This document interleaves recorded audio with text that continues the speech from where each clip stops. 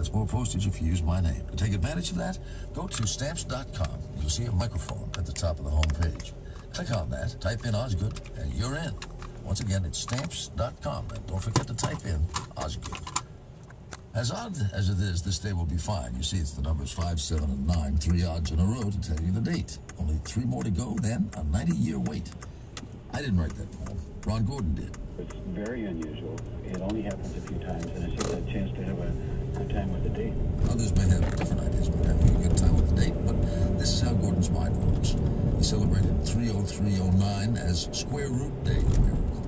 We have had a spate of odd dates, like a cluster. This series started with 135, the first 3 odd numbers. Then we had 357, and then today, which is 579. And prior to 135, the previous series started in 1/3/1905, which was 13 months after the Wright brothers flight. Gordon is offering a prize of $579 to the person who celebrates Odd Day with the most zeal. His own students are going along with Mr. Gordon. We have a little prize put up for it, so the kids are planning to come today in some kind of an odd costume. The wonderful lady in the kitchen is going to prepare some kind of an odd snack for them, maybe like a peanut butter and jelly sandwich with gummy worms or gummy bears or something tossed in it. We'll write some odd odes and little poems. So just little stuff to point out the day to them. How about Even Day? You have one of those? We deliberately avoided that. We deliberately ducked it because it's one thing to go out and encourage people to do something odd to have a good time, but it's real different to urge them to go out and get even with somebody.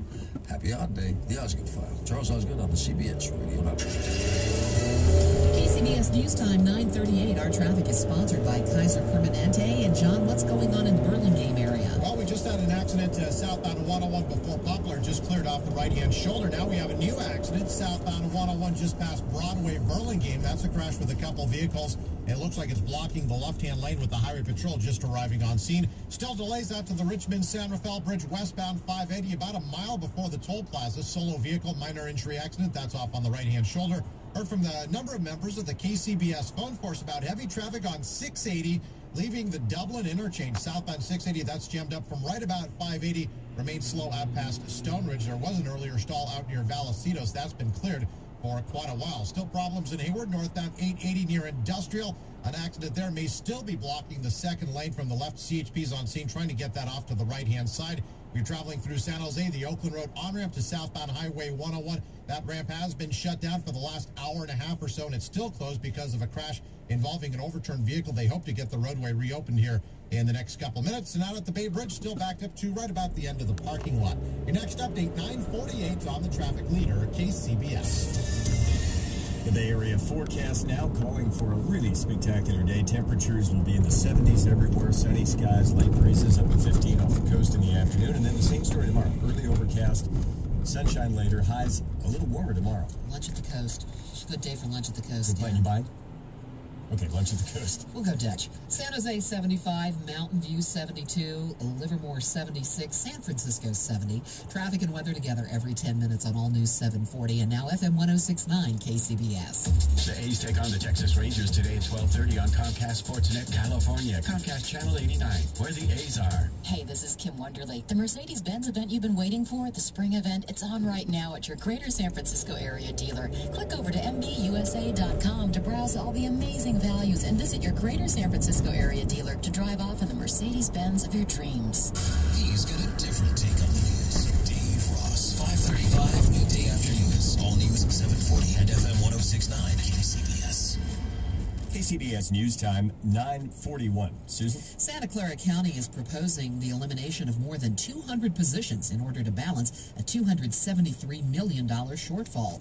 But as KCBS's Mike Colgan reports, there is a bit of good news amid all of this doom and gloom. Cuts to social programs won't be quite as severe as originally proposed, thanks to money from the Obama administration.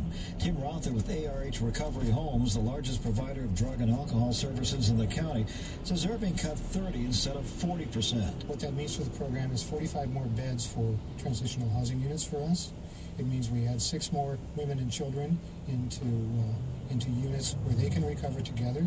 It means another 10 beds that are added back in housing for families that are trying to recover together. Acting County Executive Gary Graves is proposing the elimination of 237 positions. Health services are the hardest hit, and that's because that's where a lot of our discretionary resources are. Valley Medical Center alone is looking at a $60 million cut in funding. The Silicon Valley Bureau, Mike Holgan, KCBS. We're getting a clearer picture of San Francisco's budget situation today. An update out from the city controller's office shows revenue coming into San Francisco City Hall has dropped faster than expected. Revenue close to $10 million short of what the city was counting on. The office of the controller says most of the losses are from drops in sales tax and hotel tax revenue. However, the losses have been offset by mid-year cuts in city spending and by expected federal stimulus dollars. San Francisco expects to get close to $36 million in federal funding for the health and human services departments. Here's a tweet that Twitter users will want to follow. Apple may want to buy the hot microblogging website. As KCBS's Matt Bigler reports from our Silicon Valley Bureau, Apple is rumored to be in talks with Twitter. Twitter has been adding members at a record pace, from teenagers tweeting about swine flu to politicians attempting to go viral with voters. All that talk has led to speculation that the popular website is about to be bought. But by Apple? Frankly, it doesn't make a lot of sense. KCBS technology analyst Larry Magid is racking his brain for a reason that the maker of the iPhone would want to acquire a microblog. I mean, the only reason why anybody might want to buy Twitter, other than the possibility that someday you'd make money out of it, is that it creates a lot of buzz, and it's sort of it's like having a big water cooler. So there are a lot of people who go in there and have conversations, but it doesn't fit Apple's normal pattern. Twitter co-founder Biz Stone also denied the rumor yesterday during an appearance on The View, saying, quote, "We're not for sale." In the Silicon Valley Bureau, Matt Bigler, KCBS. This portion of the news sponsored by Cash Creek's Showers of Cash, giving away $500 every 20 minutes. Visit cashcreek.com for details. Latest on the developing Manny Ramirez story coming up on the sports line in a moment. KCBS News Time, 9:43. Sure. You can pay your bill online at geico.com. It's fast, it's easy, you can even report a claim. But the best part is you don't have to lick anything. No licking stamps, no licking envelopes. Licking. It's just gross, isn't it? Experience Grease by the Bay at the Oakland Greek Festival, May 15th, 16th, and 17th, on the grounds of the Greek Orthodox Cathedral in Oakland. Great food, drink, and music. And a lot of guys named Nick. Win your passes at kcbs.com, keyword contest. The following is a paid political announcement. On May 19th, special election day, the promoters of Proposition 1A want you to believe Prop 1A is budget reform. No, I'm here. Just nice, warm, and fuzzy budget reform. Kinda like a sheep. Aren't you the cutest little... Honey, it's a sheep! But don't you be fooled. Proposition 1A is actually a $16 billion tax increase. It's a what? Look how soft and... In truth, Proposition 1A will extend February's record-high tax increases and cost taxpayers another $16 billion. What was that? Vote no on Proposition 1A, because under that sheep's clothing is a $16 billion wolf. This is John Kupal, president of the Howard Jarvis Taxpayers Association. To learn how you can help defeat the Prop 1A tax hike, go to hjta.org. Paid for by No New Taxes, No on 1A, a project of the Howard Jarvis Taxpayers Association. 15 minutes could save you 15% or more on car insurance. Visit geico.com or call 1-800-947-AUTO.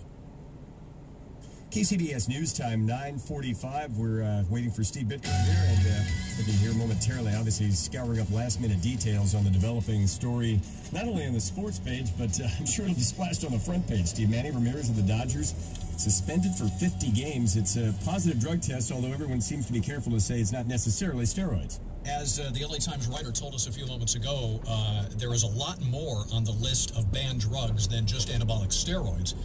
And Manny Ramirez, through his agent, said that this was not a steroid, but a prescribed drug for some medical condition he was being treated for. Manny Ramirez expected to discuss the suspension with reporters sometime later today. But again, in case you missed it earlier, suspended 50 games effective immediately, which is mandated by Major League Baseball's rules for testing positive for performance-enhancing drugs. This will cost him $7.7 million, roughly 31% of his salary. He will be eligible to return to the Dodgers July the 3rd. Meantime, Giants and A's are involved in afternoon games today. Giants in Colorado after an 11-1 loss last night. It'll be Kane against Marquee, and the A's, who are struggling badly, worst record in the American League at 9-16, hosting Texas again. It'll be Cahill against McCarthy. Last night, Dan Geis got a rare start. Pitched pretty well, 5 2/3, 3 runs, 8 hits, but took the loss in a 3-2 defeat. Sure, you hate losing ball games, but I feel like this bullpen guy bringing us to the 6th inning and giving us a good chance to win the game. I feel like I did my job, yes.